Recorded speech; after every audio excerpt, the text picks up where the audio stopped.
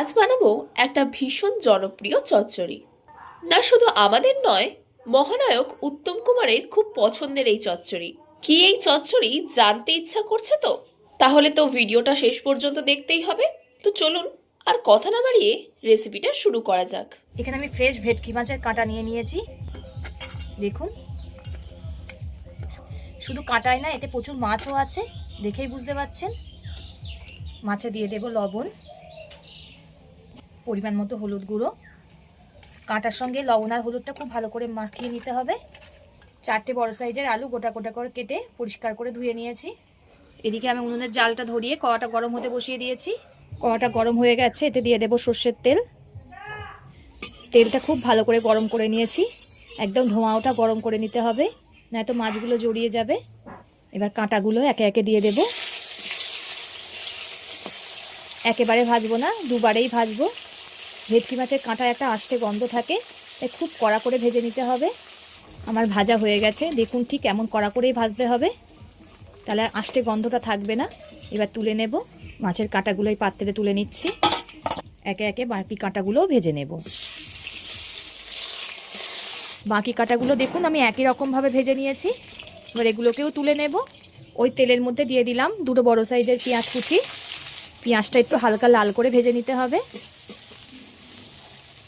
পেঁয়াজটা একটু হালকা লাল করে ভাজা হয়ে গেছে, কেটে রাখা আলুগুলো দিয়ে দেব।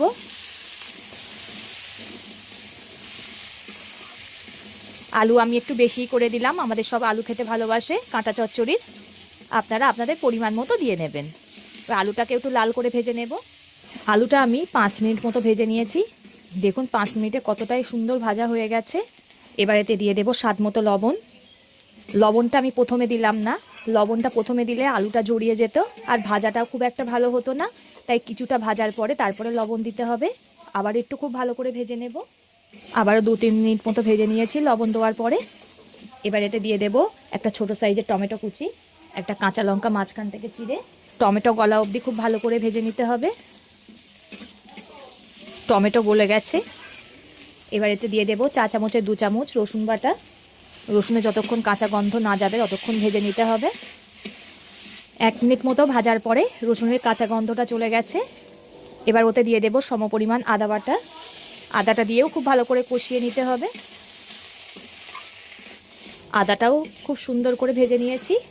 আদা দেওয়ার পরে খুব ভালো করে কষিয়ে নিয়েছি। এবার এতে দিয়ে দেব পরিমাণ মতো হলুদ গুঁড়ো, এই চামচের মাপ করে 1/2 চামচ ধনিয়া গুঁড়ো, 1/2 চামচ জিরে গুঁড়ো। এবার ভেজে রাখা কাঁটাগুলো দিয়ে দেব। আপনারা এইভাবে একবার হলেও বাড়িতে ট্রাই করে দেখবেন, খুবই ভালো লাগে খেতে। ভেটকি মাছ সব সময়ই পাওয়া যায়, তাই একবার হলেও এই রেসিপিটা ট্রাই করে দেখবেন। মাছের কাঁটাটা আলুর সঙ্গে 1 মিনিট মতো ভেজে নিতে হবে, তাহলে কাঁটার মধ্যে সব মশলার গন্ধটা চলে যাবে আর দারুণ লাগবে খেতে।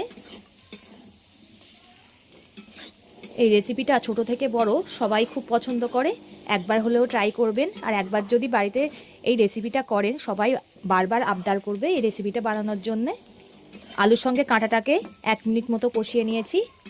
এবার পরিমাণ মতো জল দিয়ে দেব। আমি আমার পরিমাণ মতো জল দিয়ে দিয়েছি, আপনারা পরিমাণ মতো জল দিয়ে দেবেন। এবার ঝোলটাকে ফুটতে দেব। ঝোলটা ফুটে দেখুন কতটা ঘন হয়ে এসছে, সব কিছু সুন্দর মাখো মাখো হয়ে গেছে। কাঁটাগুলো আমি ভেঙে দেইনি, কাঁটাগুলো আস্তই রেখে দিয়েছি। আস্ত কাঁটা চিবিয়ে খেতে দারুণ লাগে। সব শেষে দিয়ে দেব গরম মশলা। এই গরম মশলাটা আমার বাড়িতে বানানো। গরম মশলা দিয়ে কিছুক্ষণ একটু নাড়াচাড়া করে নামিয়ে নিতে হবে। এইভাবে আপনারা একবার ট্রাই করে দেখবেন, খুবই ভালো লাগে খেতে। ভিডিওটা ভালো লাগলে লাইক ও শেয়ার করে দেবেন, কমেন্ট করে জানাবেন আপনাদের মতামত। পরবর্তী ভিডিওতে আপনাদের সঙ্গে আবার দেখা হচ্ছে।